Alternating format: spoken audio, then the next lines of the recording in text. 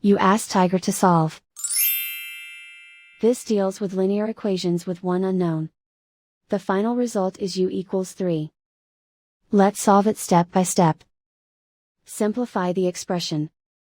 Find the greatest common factor of the numerator and denominator. Factor out and cancel the greatest common factor. Isolate the u. Multiply both sides by 12.